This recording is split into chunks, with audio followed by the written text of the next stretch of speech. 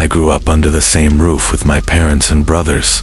Our old house was in the middle of the city, inside a narrow lane. It was a small house, but life was peaceful. The walls of the old house were made of mud, and during the rains, water would sometimes drip from the roof. The courtyard was so small that if 2 cots were laid out, there would be no space left to walk. But since we were all together, no one really cared much. With time, the children started growing up. Needs began to increase, and space became tighter. Being a father of 4 children, I wished for a little privacy for my wife and kids. 2 sons, 2 daughters.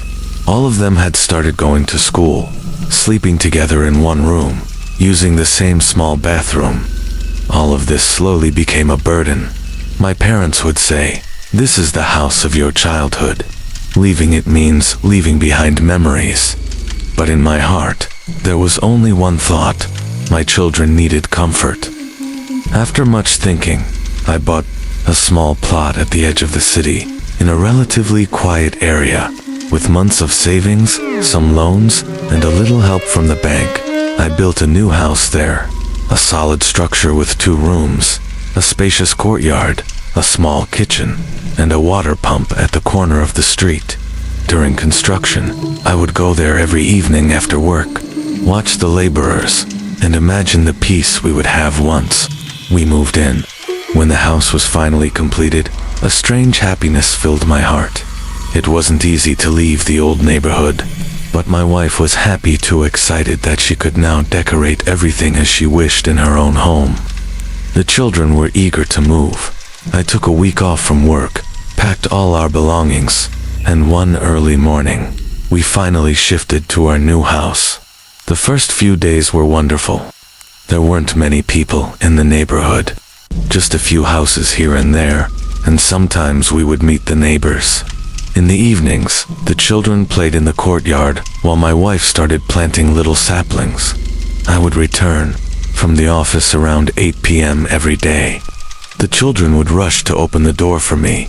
For 6 months, nothing strange happened, only silence. A silence that at first felt peaceful, but later began to feel unusual. At the end of the 6th month one evening, I left the office as usual. The weather was clear, with a gentle coolness in the air. On the way home, I thought about buying jalebis for everyone that night. When I reached home and opened the door, the moment I stepped into the courtyard, I suddenly felt as if someone was standing there. No movement, no sound, just the presence of someone unseen. I quickly turned my head, but the courtyard was completely empty. The sound of the children's laughter was coming from inside the room. I thought maybe it was just my imagination, so I ignored it. Days passed after that. Everything remained as usual. I went to the office, the children went to school, and my wife stayed busy with the housework. Yet, somewhere deep inside, that moment continued to trouble me. And then came the day that changed my life forever. It began like any other day. I woke up at 6:30 in the morning. The sun had not fully risen yet, but the color of the sky was turning from blue to golden. As I got out of bed, the first thing I did was pull back the curtain and glance at the courtyard. My wife was in the kitchen. The sound of rolling chapatis could be clearly heard. The children were still asleep, except the youngest one, who turned slightly and snuggled deeper under his blanket. I went to the water tap to wash my face and hands. The water was cold, but in the heat of summer, that coldness felt refreshing. But then, my wife had prepared breakfast, parathas, omelette, and tea. We ate quickly, because I was getting late for the office. I looked at the sleeping faces of my children, placed my hand gently on their foreheads, and told my wife, "Get the kids ready and send them to school on time by 7:30. I left for work. The route wasn't too long, but the summer heat and sunlight were enough to make one feel exhausted. I reached the office, marked my attendance, and got busy with the usual files. At noon, I had dal and rice from the canteen, drank a cold lassi, and then sat back, under the fan, going through the paperwork. After 6 p.m., A call came about overtime. An important report had to be completed, so while everyone else left, I stayed behind. The rustling of papers, filing, and the tapping sound of the typewriter continued until 10 p.m. when I finally left the office. The streets outside were deserted. Shops were closed, and only stray dogs or cats appeared here and there. I quickened my pace towards home. A couple of people crossed my path, but there wasn't much conversation. When I reached near the house, a light breeze was flowing through the narrow street. The leaves of the trees rustled softly. I pulled out the key from my pocket, opened the door, and stepped inside. The house was completely dark. As usual, the electricity was out. I shut the door and, out of habit, walked straight through the middle of the courtyard towards the room. But then, my eyes caught something at the corner of the courtyard, where the narrow passage turned towards the water pump. It felt as if someone was standing there, a shadow ... tall, unusually tall. I froze for a moment. I thought maybe it was just a trick of the eyes. But when I stepped forward, despite the lack of light, a figure became clearer. It looked like a man, but his height was far beyond that of a normal human. His eyes, they were not eyes. They were like two burning red embers, glowing in the darkness. I froze where I stood. My heart was pounding violently in my chest. Sweat trickled down my forehead and rolled onto my cheeks, even though the breeze was still blowing. Then I saw its teeth. Long, sharp, ... like those of a wild animal. Its breathing was heavy, yet the sound echoed throughout the courtyard. My feet felt glued to the ground. I couldn't move. I tried to speak, but nothing came out of my throat. Slowly, ... it began to lean towards me. With every step it took, the glow of its eyes grew brighter, and I felt as though my body was turning numb from within. I tried to step back, but my feet refused to move as if nailed to the ground. My hands began to tremble. My legs lost all strength, and then suddenly, it was right in front of me. A rotten, foul stench blew from its face straight into my nostrils. It was so close that if I had stretched my hand out, I could have felt its breath on my skin. Its eyes shimmered faintly in the dim light, as if something alive was crawling inside them. Its breathing was heavy, ... like a boulder pressing down on its chest. With each breath, a faint whistling sound came from its mouth.